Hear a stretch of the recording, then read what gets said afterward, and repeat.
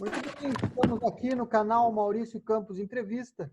Recentemente entrevistamos o delegado e bacharel em Direito, Luiz Eduardo Benites, para falar sobre a questão da segurança pública, que envolve também a violência contra a mulher, que ascendeu muito nesse período de pandemia, a violência contra idosos, e também para tratarmos sobre a questão do mês de junho, que é o mês que comemora ou tem o seu dia em especial e é considerado o mês de combate à homofobia e defesa da diversidade.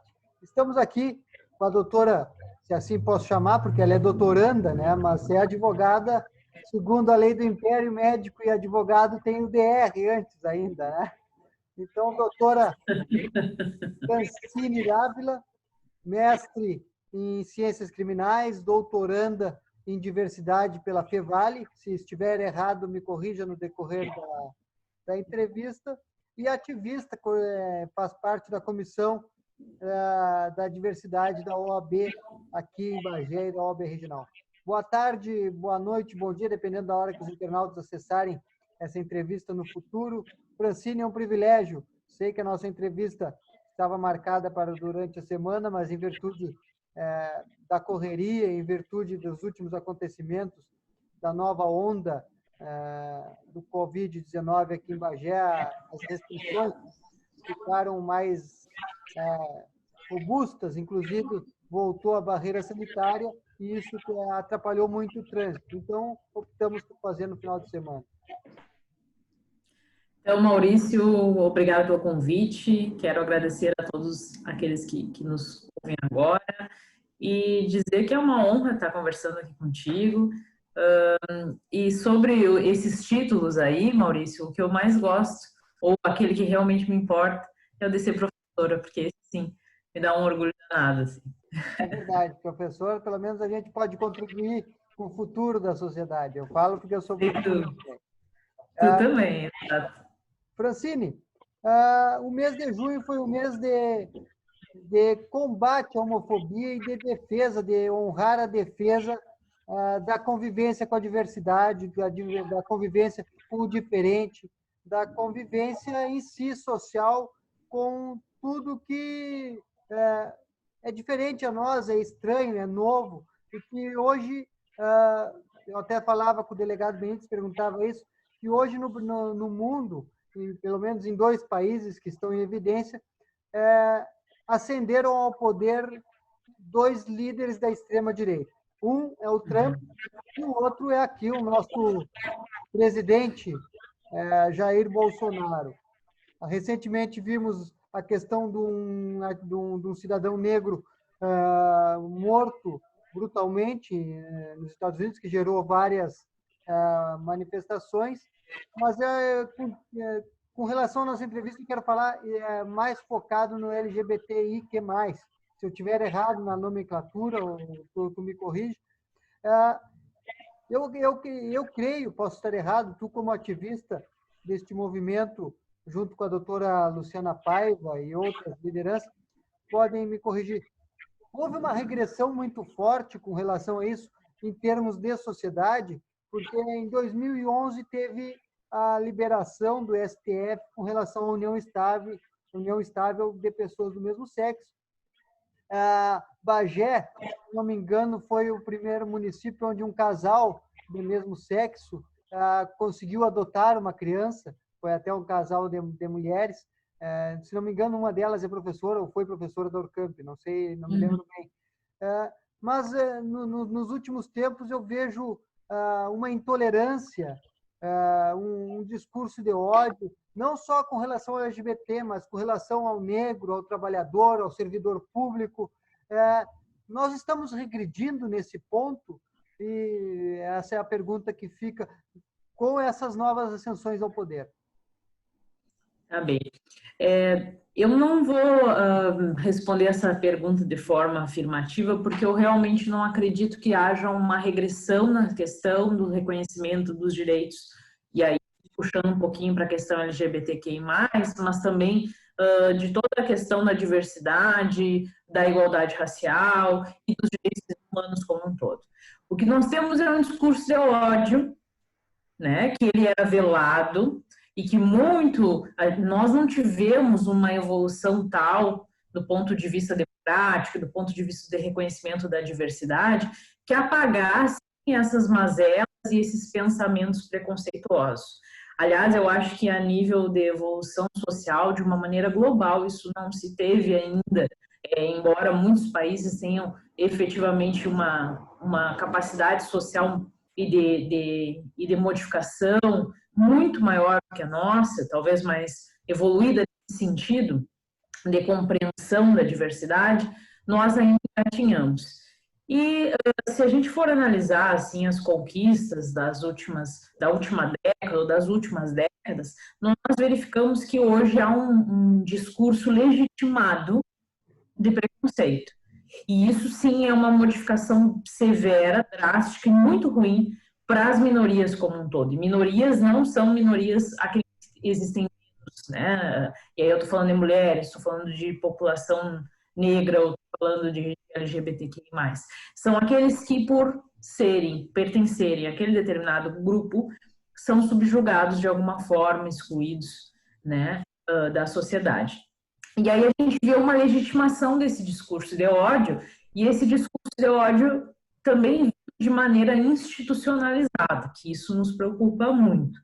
Quando a gente tem essas políticas de exclusão de determinados grupos sociais, nós temos efetivamente o preconceito vindo do próprio Estado, né? Quando a gente exclui políticas públicas para indígenas, por exemplo, quilombolas, como nós verificamos ainda esta semana, que são populações originárias do nosso país, que têm essa proteção constitucional garantida, daí a gente tem um problema e essa discriminação de forma institucionalizada. Quanto à população LGBTQI+, nós não tivemos ainda uma proteção legislativa real, porque veja, Maurício, tu citaste alguns avanços muito importantes e Bagé é pioneira nisso. Bagé teve o primeiro caso de adoção por um casal homoafetivo, um casal de mulheres. Isso há muito tempo, ou há um determinado tempo, isso foi através do Poder Judiciário, uma decisão muito à frente do seu tempo, à época, que foi o Dr. Marcos Danilo, que fez, e foi a Defensoria Pública do Estado que promoveu esse processo, e aliás a Defensoria sempre foi um agente muito importante nessa transformação e ativo nos coletivos, enfim, e nessas questões sociais. E nós tivemos outras situações bem importantes aqui no Judiciário, inclusive uma delas promovida pela doutora Kellen Popper e pela Luciana Paiva, que tu bem citaste aí no início, que foi a possibilidade de mudança de gênero e nome sem precisar da mudança da cirurgia de resignação sexual. E isso aconteceu num momento em que isso não podia, não tinha legislação para isso. E também foi do Dr. Max, na época, o juiz aqui em Bagé, que decidiu de forma muito progressista na época. Hoje em dia, nós temos assegurados pelo judiciário, pela jurisprudência, alguns direitos, como o casamento civil igualitário, como a não discriminação para doação de sangue, que foi um direito muito recentemente conquistado através de um julgado do STF. Nós temos a obrigação, que vem através do Conselho Nacional de Justiça, de todos os cartórios promoverem o casamento e a união estável, todos os registros civis, enfim, das pessoas naturais, que é o local onde se faz esse tipo de registro. A própria homofobia, a homotransfobia foi reconhecida como um crime, equiparado ali à questão do racismo, mas em virtude de uma inércia legislativa. E até enquanto, enfim, os legisladores não fizerem uma lei que efetivamente proteja essa população. Ou seja, o que nós temos assim, de direito construído? Bom, nós muita militância que chegou ao judiciário e que reconhece, até porque a igualdade, né, entre as pessoas, independente da raça, sexo, orientação sexual, é uma questão constitucional.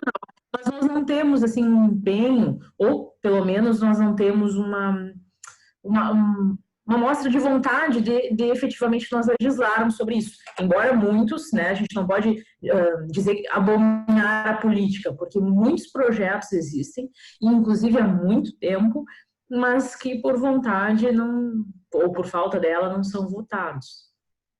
Francine, então, assim, pode dizer. Falou aí na questão do discurso de ódio institucionalizado, digamos assim. Mas esse discurso de ódio institucionalizado não seria um retrocesso, porque até a ascensão no poder de determinados líderes, a sociedade, os preconceituosos em tese, vamos botar assim, eles tinham um milindre. E agora não, agora eles estão legitimados, se apropriando de uma autoridade que não lhes cabe para fazer discursos de ódio, discursos de preconceito que atentam contra os direitos humanos. E esses discursos, certamente, enquanto ficarem, mesmo sendo discursos, é muito maléfico, porque primeiro já é crime, é homofobia, e segundo, esses discursos podem gerar violência no futuro, podem gerar até assassinatos e voltarmos a termos assassinatos com relação a gênero sexual, principalmente no caso LGBT, como nós tínhamos no passado. Isso não seria um retrocesso em si? Isso é um retrocesso, mas eu acho interessante que a gente entenda que a questão, por exemplo, do homicídio motivado por questões de orientação sexual ou gênero, ele nunca acabou, nem mesmo antes desse discurso de ódio institucionalizado. Então, é claro que ter uma autorização institucional de se discriminar é um problema absurdo, é um retrocesso, sim. Mas só isso não quer dizer que nós tenhamos um retrocesso só no discurso. Nós temos um retrocesso e nós não temos um avanço. Porque se passaram décadas e nós não conseguirmos avançar efetivamente de alguns pontos de vista muito importantes. Claro que o ponto de vista legislativo é absolutamente importante, porque leis para garantir a saúde, a segurança, enfim, a liberdade dessas pessoas são importantes, até porque um processo de modificação da jurisprudência basta que as pessoas, os julgadores, comecem a pensar de uma forma divergente, de uma forma modificada. Agora, uma lei, existe todo um processo para que ela deixe de ter validade. E que a gente precisa também ter essa proteção legislativa, porque é um reconhecimento daquilo que vai nos mandar a Constituição Federal. Agora, falta muito progresso nessa área, falta. E a questão do discurso de ódio, Maurício, ela é muito problemática. E eu acredito que ela seja problemática para todas as áreas relacionadas aos direitos humanos. Quando a gente tem uma autoridade máxima da nação falando abertamente sobre determinados temas, contra determinadas populações, contra determinados nichos sociais, nós temos uma autorização tácita para que as outras pessoas também repliquem esse discurso. E isso, se a gente vai falar da autoridade, né, da autoridade eleita, nós temos algumas situações em que permitem, né, a liberdade de expressão e, sobretudo, a liberdade de falar enquanto naquele cargo, e isso se confunde muito com os próprios os atos discriminatórios que a população que ouve e que segue aquele mandatário ali acaba replicando. E talvez algumas coisas sejam bem importantes para que reprima esse tipo de atitude e que nós estamos vendo agora, investigações em relações a gabinete de ódio, a robôs que replicam essas discriminações via internet, porque nós temos esse problema também de que a internet é uma facilitadora e estamos aqui possibilitando essa conversa através dela, mas ao mesmo tempo ela serve de pano para não revelar esse rosto, né? Muitos discursos são feitos de forma discriminatória, à luz do dia e para quem quer ver, mas tem muitas pessoas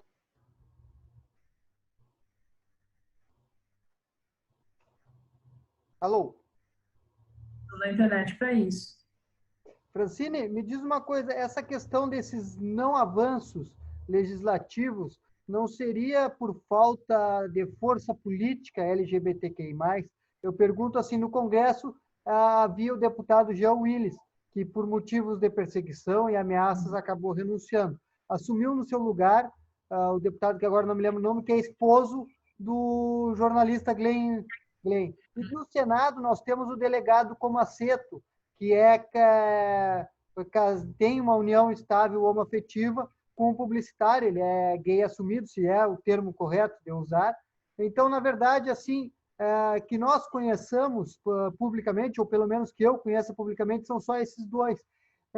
Não falta uma força política, mais um engajamento político do movimento LGBTQI+, eu digo não só no Legislativo Federal, mas nos legislativos municipais, estaduais, aqui em Bagé mesmo, não temos um vereador da causa. Em nível estadual, eu não conheço nenhum deputado, com exceção da Luciana Genro, que defenda essa causa com mais veemência.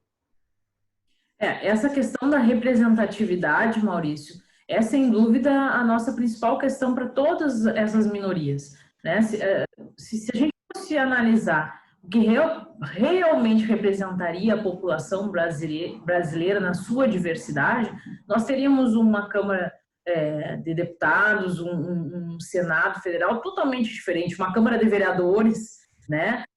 Esse Congresso Nacional teria muitos negros, mas muitos mesmo, porque a nossa população, a maioria é não branca, né? Nós teríamos vários indígenas, nós teríamos quilombolas, nós teríamos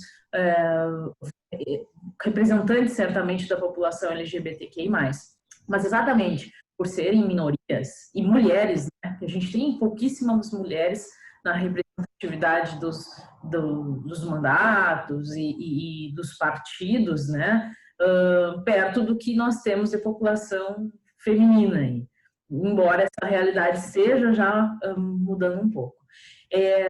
Certamente, se a nossa representatividade fosse ouvida e fosse manifestada da forma como a nossa população nós teríamos representantes dessas bandeiras, desses direitos, o que nós não vemos, porque se a gente fizer um recorte aí do Congresso Nacional de uma forma geral, nós temos muitos homens brancos heterossexuais, né? Muitos ligados a bancadas religiosas, bancadas ruralistas, bancadas ligadas a setores armamentistas e que têm exatamente bandeiras totalmente contrárias a esse reconhecimento de direitos plurais. É de se organizar assim, é de se pensar nessas bandeiras e entender que aqueles representantes, eles não precisam necessariamente ser parte desta população minoritária para defenderem essas causas, né? A gente diz que não precisa ser gay para defender a não discriminação aos homossexuais, não precisa ser negro para ser antirracista e assim por diante. Então, quando a gente vota, quando a gente faz essa escolha, nós precisamos sim verificar qual é o comprometimento desse político que nós elegemos para as nossas causas. E não só isso, mas cobrar de todos os políticos que exercem os seus cargos eletivos que tenham atenção a essas causas. Porque eu sempre, quando tenho oportunidade, digo, Maurício, que essas políticas públicas, elas não podem ser de um determinado governo, porque senão elas se perdem, né? E a gente tem essas transições que são normais dentro de uma democracia, mas aí parece que se tem uma perda absurda de políticas públicas de extrema necessidade, como essa de reconhecimento de direitos, políticas afirmativas, enfim.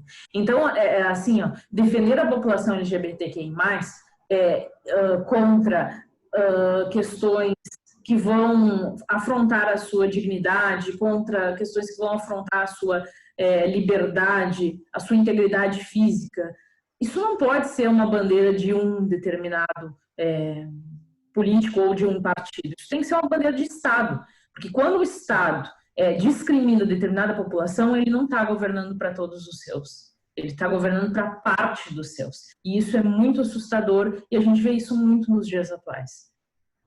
Sabe, Francine, que ontem eu conversava numa entrevista para o meu canal com o professor Jefferson. Ele é professor da Universidade de Caxias e ele é professor de Direitos Humanos e Direito Tributário. E ele falava essa questão que tu falou, que ele tem muito medo do futuro, porque, claro, as transições governamentais são naturais numa democracia, mas que o Brasil tem que seguir exemplos da Noruega, da Bélgica, que tem projetos de governo, projetos de Estado, e não projetos políticos pessoais. E isso que tu falava da questão de que não precisa ser gay para defender a diversidade, para lutar contra a homofobia, não precisa ser negro para lutar contra o racismo, isso é verdade. Inclusive, recentemente saiu uma campanha nas redes sociais, e até eu queria tocar nesse assunto contigo. Agora, há pouco tempo, eu estava acompanhando na Globo News a Coca-Cola, a empresa Coca-Cola, retirou os anúncios do Facebook porque não queria o nome vinculado com discursos de ódio. E até fez uma campanha nas suas latinhas. Eu não tomo Coca-Cola por questão de saúde, mas eu não vi ainda em Bagé, mas eu já vi na internet. A Coca-Cola, ela bota, essa Coca é Fanta, e daí? O que importa é ser feliz. Não sei o quê. Até eu compartilhei no meu Face. E quero entrar nessa questão. O próprio cinema já está defendendo essa questão da diversidade, tanto que eles agora começaram a analisar duas possibilidades, do 007, próximo 007 ser negro, e a posteriori o 007 ser negro, o 007 ser gay. E já não sei se tu acompanha esses filmes, mas no último 007 Skyfall, tem uma cena de diálogo entre ele e o vilão, que ele dá a entender que ele já teve relações homoafetivas, então já está ampliando nessa questão. Sim, acho que o cinema e as artes, de uma forma geral, sempre foram muito progressistas no sentido de ter representatividade. Até porque, assim, de um ponto de vista comercial, se a gente for analisar, quando não se enxerga naquilo que nos representa, alguma coisa não se consome. Assim, com certeza o cinema tem outro tipo de olhar, um olhar que não é só direcionado ao consumo, enfim, sobretudo esse outro jeito mais autoral ou menos hollywoodiano assim, de fazer cinema, né? Mas, de toda forma, a gente vê essa representatividade em grandes filmes, em grandes histórias, é de suma importância. E a gente vê esse movimento de representatividade há muito tempo, nas séries, nos filmes, e nas artes, porque as artes sempre são um setor de maior progresso nesse ponto de vista. Mas é importante que as empresas se engajem no direito, na defesa dos direitos, sobretudo porque a diversidade ela é basicamente também lucrativa. É claro que a gente não gosta, por exemplo, que uma empresa se baseie na questão da diversidade só para pegar um público LGBTQI+, enfim. Esse tipo de lobby também não é bacana, porque daí na hora de defender os direitos, ou daqui a pouco essa mesma empresa que defende lá no mês de junho o orgulho LGBTQI+, financia campanhas de um líder autoritário, enfim, que discrimina essas populações. Então, essas coisas a gente tem que tomar cuidado, porque nessa lógica do lucro, né, algumas coisas se perdem. De toda forma, é importante, sim, se ver representado e ter todas as forças da sociedade civil organizada, para além da sociedade, enfim, dos representantes políticos, preocupados com esse tipo de pauta, né, de inclusão e de aceitação à diversidade diversidade. Eu acho que só o fato de nós podermos falar abertamente e incluir essas pautas em todas as áreas é de suma importância. E isso é um progresso. Eu vejo, assim, retrocessos em muitas questões, sim, mas o progresso da gente conseguir falar sobre isso, o progresso do mês de junho ser totalmente marcado, né, por esse reconhecimento dessa pauta LGBTQI+, isso já nos marca, assim, nos mostra umas conquistas muito importantes da população. Francine, recentemente eu vi uma live que estava um integrante do governo do estado que atua nessa questão de diversidade pelo governo do estado e estava a coordenadora da mulher aqui de Bagé. E eles falavam sobre essa questão de que os trans, os travestis, ou não sei o termo correto, travesti, que eu acompanho muito o canal Tempero Greg, da Rita Von Hutt no YouTube, não sei se tu conhece. Ela é uma que ela é professora de letras e ela está fazendo vários programas para tentar conscientizar sobre essa questão LGBT e combater o discurso de ódio. Até depois, se tu quiser, eu te mando o link. Sem dúvidas. E ela explica até a diferença entre trans, travesti e drag. Mas, enfim, nessa live eles disseram que muitos trans, muitos travestis, em virtude do preconceito, inclusive da não aceitação em casa, partem para a prostituição ou partem para outras alternativas de vida. Isso ainda é muito forte ou, devido à aceitação, devido a alguns avanços, já está diminuindo? Não, isso é muito forte. Tem um dado no Grupo Gay da Bahia que é certamente assim um expoente nas pesquisas em relação, sobretudo, à violência contra essa população, e também nós temos políticas públicas, por não termos políticas públicas permanentes, e sobretudo agora, nós não temos números muito confiáveis sobre essa população, tanto sobre a sua relação no mercado de trabalho, como escolaridade e até mesmo as questões de violência, porque muitas vezes são subnotificadas por vergonha, por medo, ou porque na hora lá de se verificar qual foi a motivação do crime, não se especifica as questões de discriminação sexual e gênero. Mas, enfim, a população trans, ela, e os travestis também, enfim, ela geralmente tem uma média de vida, segundo o Grupo Gay da Bahia, de 35 anos apenas. Então, veja, olha a dificuldade dessa população de se manter viva, começando por aí. E aí, os acessos. O trans, ele, desde muito cedo, recebe os maiores tipos de preconceito. Na família, porque não aceita, não entende essa não aceitação com a sua designação sexual que nasceu, enfim, e também no colégio, né, nas escolas. Nós temos uma forma muito errada de brincar, né, de conversar, de se relacionar. A gente aqui no Brasil tem uma forma de ser jocoso, como se aquilo fosse normal, né? As questões sexuais, elas sempre estão ligadas em todas as piadinhas, em todas as rodinhas de conversa. Então, imagine para uma criança que não se entende naquele corpo, ou que se gostaria de ser, ou de se vestir, ou querer se portar como outro gênero, né? Na escola, desde muito cedo ela é discriminada, ela sofre violência, ela sofre bullying, e ela tem uma evasão escolar. E muitas vezes o ambiente escolar também não é acolhedor. As professoras não têm formação suficiente para a diversidade.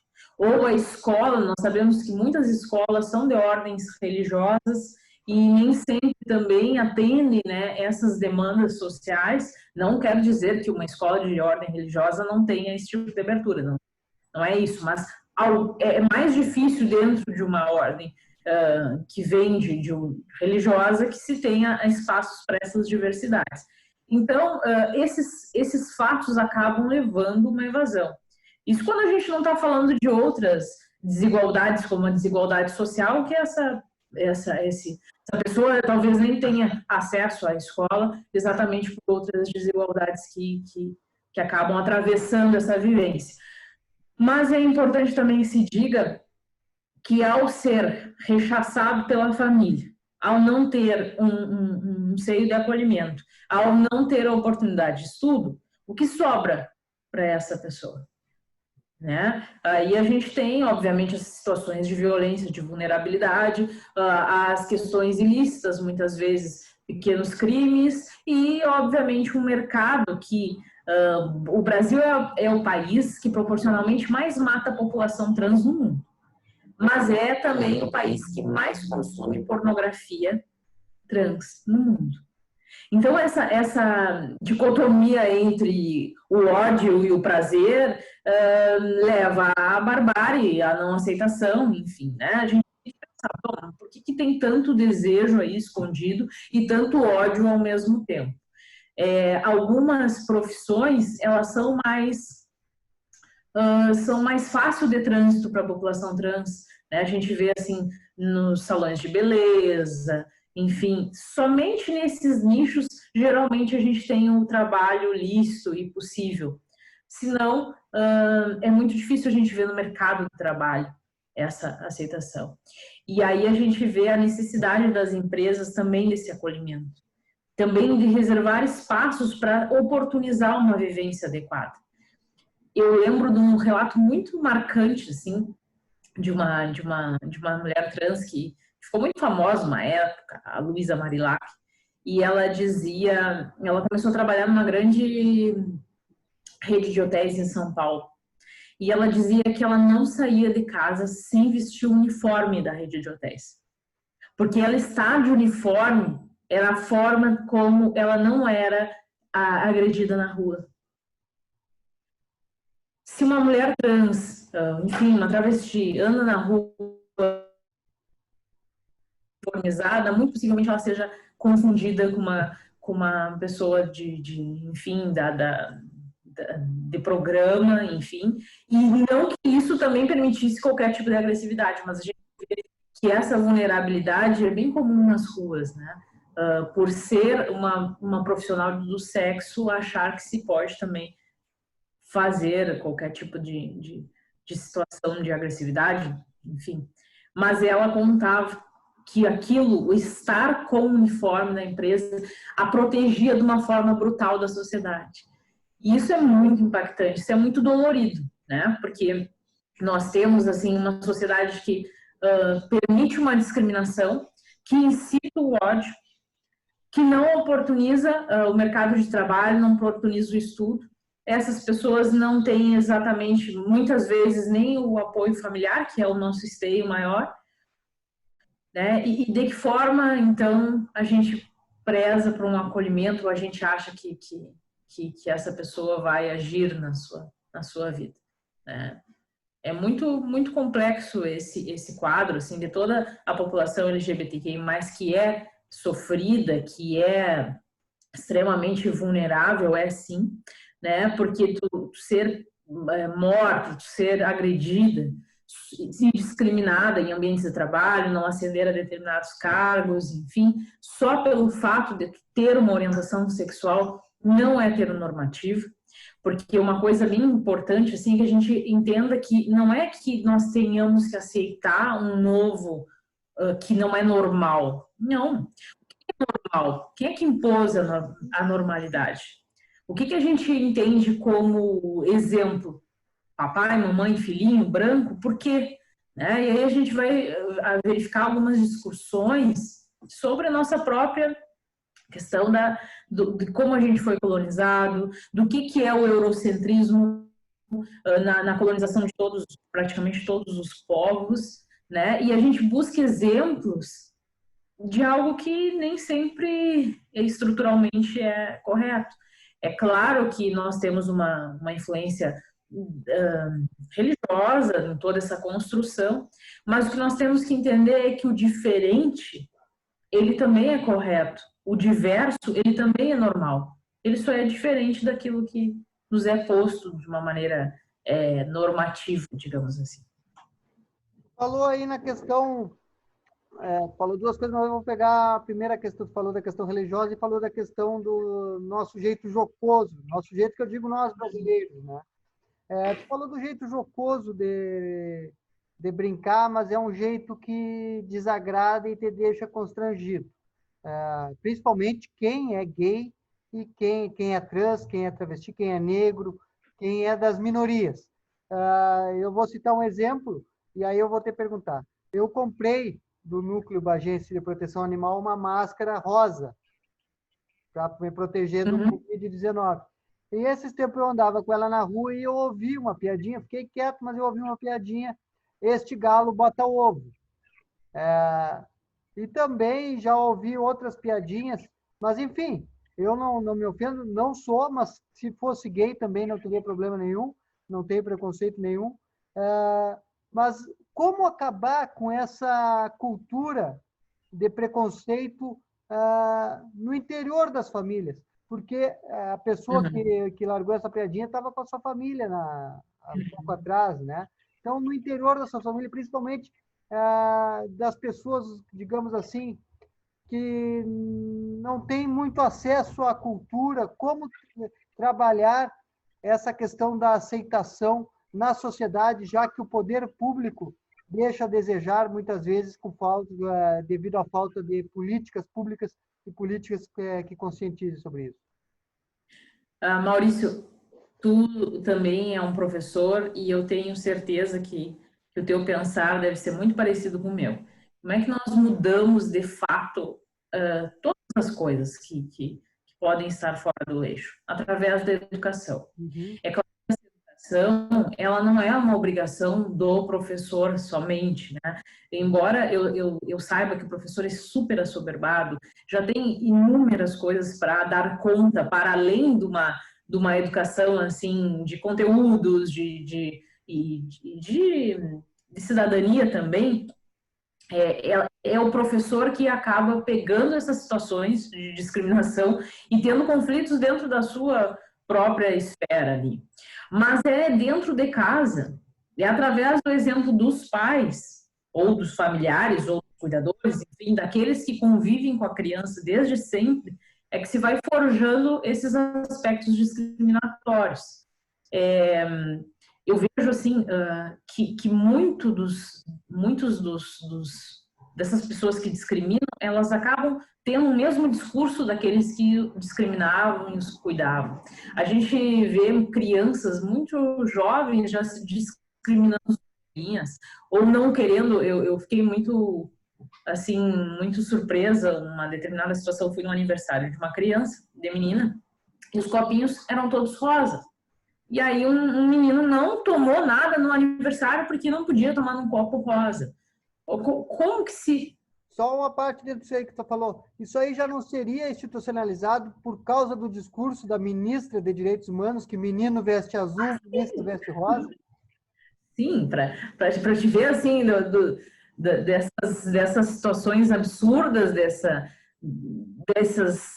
enfim, dessas críticas que a gente tem, como que se esperar da autoridade máxima das questões de direitos humanos que a gente tem, que faça esse tipo de dicotomia. Olha, meninas vestem azul, é isso, né? E de uma forma muito calorosa, então comemores. E aí a gente vê assim, será que é assim? Será que ela está se preocupando? Ou nós estamos nos preocupando com as pessoas que nem têm que vestir, nem azul, nem rosa, nem, enfim... Não tem nem moradia. Não tem nem moradia, não tem vestimenta, não tem coisa nenhuma, e aí se preocupa, não, meninas não vão vestir, não vão jogar futebol, não vão não sei o quê. Gente, isso é de um absurdo, é de um fundo do poço sem fim, assim. Agora, é claro que nós podemos, dentro das nossas casas, mostrar o quanto é normal um menino vestir rosa, uma pessoa... É anormal, neste momento, se tu tivesse sem máscara. isso sim seria anormal, né? A gente está falando agora, alguém vestiu uma máscara rosa, bom, veste a máscara que for, só veste a máscara. E hoje a gente ainda tem a questão de uma negação da pandemia. Ah, Isso tudo vem de discursos que acabam tendo um revestimento conservador, mas que nem sabem, muitas vezes, o que isso representa, o que o conservadorismo representa. Então, a gente precisa tomar muito cuidado, assim, de como essa identidade, de como essa pluralidade, ela vai ser forjada naquela criança desde sempre. Nós precisamos estar atentos enquanto sistema de educação também, para que essas falas possam acontecer, para que isso não seja inventado como uma ideologia. Isso precisa ser sim debatido, porque tudo isso quer dizer que tu precisa saber que na sociedade tem pluralidade, que nem todo mundo vai ser igual e nem por isso eu posso deixar de ser amigo, ou eu posso discriminar, ou enfim. Eu acho que a educação é o caminho para tudo, mas é claro que a educação, não só em casa, como na própria educação regular, porque a escola muitas vezes dá conta daquilo que as famílias não conseguiram dar. A gente sabe que isso é um extra, né? Esse trabalho todo cidadão no professor, mas infelizmente, no nível social que muitas vezes não evoluiu na medida que a gente gostaria no Brasil. O professor é aquele que vai muitas vezes determinar a mudança de uma vida inteira. Francine, uma última pergunta, até porque o tempo já avançou e eu sei que tem outro compromisso, tem uma live logo a posteriori essa conversa. Uma última pergunta sobre a questão da religião. A religião em si, o cristianismo, vamos falar claro, não vamos generalizar, nem todos os seguidores do cristianismo, nem todos os seguidores espíritas são assim, mas muitos seguidores cristãos estão fomentando o discurso de ódio, estão institucionalizando o discurso de ódio, dizendo que Jesus disse para Maria Madalena, vai, não peques mais, e que os gays, os homoafetivos, também tem que seguir assim, fazendo uma analogia como se isso fosse pecado. Até que ponto a religião ela contribui com esse discurso de ódio e se já não é o momento, se ela evoluiu, principalmente a nossa religião, a minha, que sou católico, sou do movimento de irmãos, se ela evoluiu com relação a isso ou ela estagnou e segue com o discurso de ódio. Eu pergunto isso porque eu faço parte do movimento de jovens e ultimamente tem entrado muitos jovens gays assumidos. Então, para mim, isso já é uma evolução, uma questão de aceitação. Mas em outras esferas, até que ponto evoluiu ou não? Bom, essa questão da religião, ela é muito peculiar. Assim. Eu procuro nunca atrelar ela à questão da evolução dos direitos, até sobretudo da questão do casamento civil igualitário, e sempre digo é civil, porque na sua religião, na religião da fulaninha, ou pode não ser aceito nunca na vida, e isso é uma questão da pessoa também escolher seguir ou não uma religião, né? E por isso a nossa necessidade do Estado laico, sempre. Né? Eu acho um tanto temeroso, para não dizer trófico, essa mistura da igreja ou da religião como um todo com o Estado. Porque quando a gente fala em políticas públicas, quando a gente fala em direitos, a gente está excluindo aí essa liberdade de crença que ela precisa acontecer, porque é assim um direito, mas que ela não pode estar em embate com outros direitos. Uhum. E quando a gente fala um pouco sobre o discurso de ódio e sobre, inclusive, a questão da homotransfobia, mesmo nos templos religiosos, é sim considerado discriminatório qualquer discurso que venha ofender a dignidade ou venha a não permitir o ingresso, ou enfim, dessa população LGBTQI+, perdão. Embora nós saibamos que, né, enfim, os livros religiosos, a crença toda possa dar ênfase a um determinado tipo de situação. ok, não tem problema. Mas aí a utilizar dessas situações para a discriminação daqueles fiéis ou daqueles frequentadores também é assim, não é permitido. Isso ficou muito claro lá naquela decisão do STF. Agora, eu entendo, né, que a gente precisa verificar, enquanto humanidade, assim, enquanto sociedade, o quanto essa discriminação ainda é cabível, né? Se a gente for falar sobre a religião e o cristianismo, se a gente for verificar essa questão de um Deus amor, de um Deus acolhedor, né? Possivelmente isso seja tão maior do que se apegar a situações específicas. E tu comentas aí sobre a Igreja Católica, nós temos um Papa, né, que ele, de todas as formas, me parece respeitar e acolher a todos. Então, acho que bom que lideranças como essas, como esse Papa, por exemplo, existem e que propagam, né, essa questão de união e que todos, né, de uma forma geral, acho que a gente não pode generalizar, inclusive essas questões das religiões pentecostais, que elas são muito consideradas religiões excludentes. Nós também não podemos generalizar, porque existem sim. Eu acho que muito das religiões são feitas, ou felizmente, ou enfim, de pessoas, né? Então, algumas pessoas têm algumas atitudes discriminatórias, mas precisamos verificar o que está se falando, se é uma coisa de uma pessoa, se é uma coisa de uma liderança. Mas eu acredito que, assim, o acolhimento da população LGBT nos espaços religiosos também é algo de se pensar, porque muitos LGBTs são evangélicos, são católicos, são umbanistas e precisam também do acolhimento nesses espaços de crença. Mas, claro, isso é um direito de cada religião aí, verificar. E também uma escolha, né, desse LGBT que mais de verificar se de fato está sendo acolhido nesse ambiente religioso. Eu acho que por um ente maior, aí por Deus, sempre será. Tu sabe que a Igreja Anglicana, ela recentemente, no final do ano passado, acho, aprovou em congresso a questão de reverendos, pastores, serem gays assumidos e estarem casados com pessoas do mesmo sexo.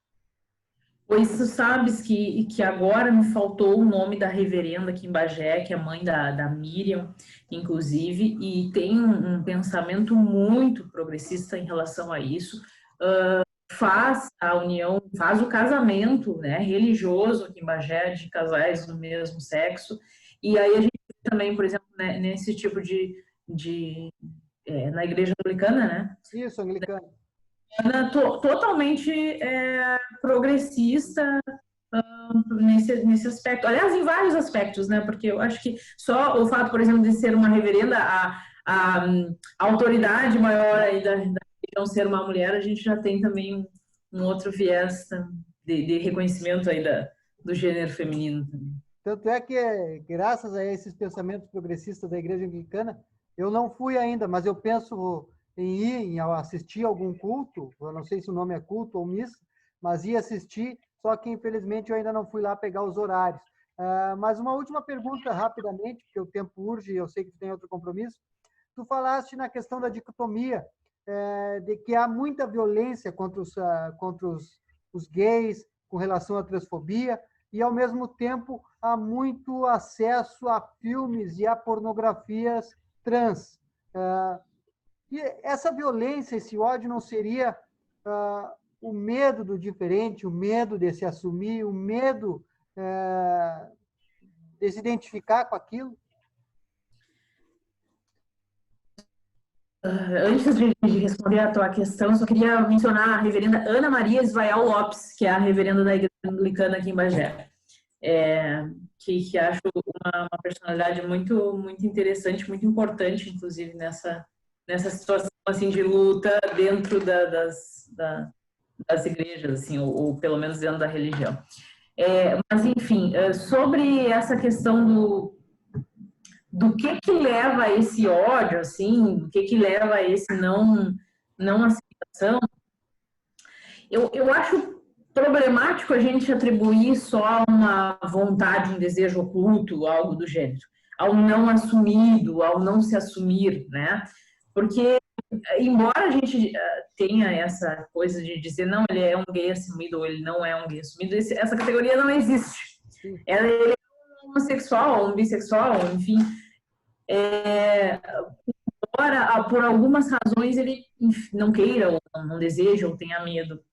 Mas, de toda forma, eu acho que essa questão do ódio, ela não pode ser velada atrás de uma situação de não reconhecimento da sua própria sexualidade. Eu acho que ela tem que ser revelada no sentido de que, olha, não, ele é uma pessoa discriminatória, ele é uma pessoa odiosa, ele é uma pessoa que discrimina e pune aqueles que não pensam, ou não sentem, ou não vivem dentro de um padrão normativo que ele acredita certo. Porque quando a gente coloca essa pecha assim, de que ele é um enrustido, ou que ele não se assumiu, ou ele tem problemas com aquilo, nós estamos basicamente colocando aquele discriminador dentro de uma categoria que seria a daquele que ele está discriminando. E aí parece que novamente tu está discriminando, é uma rediscriminação.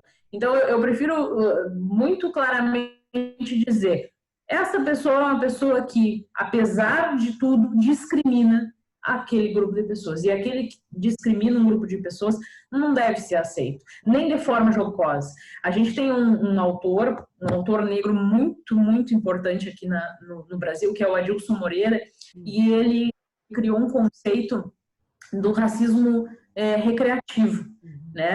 Que é exatamente essa maneira, e aí ele traz, enfim, na sua obra vários exemplos de como isso é traduzido de uma forma normal, desde que seja uma piadinha, desde que seja jocoso. E a questão, não vamos só no racismo, eu acho que a questão da homossexualidade, a questão dos direitos LGBTQI+, sempre foram aceitáveis, sabe? Mesmo de um ponto de vista, apesar de um ponto de vista jocoso. Eu vejo que muitas vezes, sabendo que eu sou uma ativista, querem fazer uma piada desse viés, seja racista, seja... principalmente, eu acho que hoje em dia, do sentido da diversidade, porque o racismo eu acho que já tem uma entrada mais severa, mais negada, de uma construção também mais antiga, né? De uma construção que eu acho que a sociedade, embora a gente tenha todos os problemas, já se deu muito claro, assim, que não pode, né? Nós não podemos falar questões discriminatórias ou fazer atos discriminatórios porque existe uma sanção, porque existe uma legislação. Acho que isso também precisa, do ponto de vista LGBT, para que a gente também num patamar como as questões raciais. Embora, assim, falte muitíssimo, e a gente vê aí através das tragédias que têm ocorrido, que nos revelam esse racismo, né, estrutural. Um racismo pode até ser velado, mas ele é institucionalizado. Mas voltando lá para o finalzinho, a gente precisa mostrar para a sociedade, aquele que discrimina, para aquele que faz piadinha, que não tem graça, que não está autorizado a falar isso, que não está autorizado a fazer isso. Porque muitas vezes isso acontece na nossa família, numa rodinha de conversa, com os nossos amigos. Então, essa normalidade precisa acabar. Porque se há algo não normal, é a discriminação, e não o discriminado. Tá bem, Francine, muito obrigado pela tua disponibilidade. Sei que o teu dia é corrido, tu passa a semana dando aula e advogando no teu escritório, e aí no sábado tem que vir aqui e ainda conversar sobre temas que tu vê no cotidiano, e ao invés de ficar com a tua família, com a tua mãe, com a tua irmã, com a tua esposa, enfim.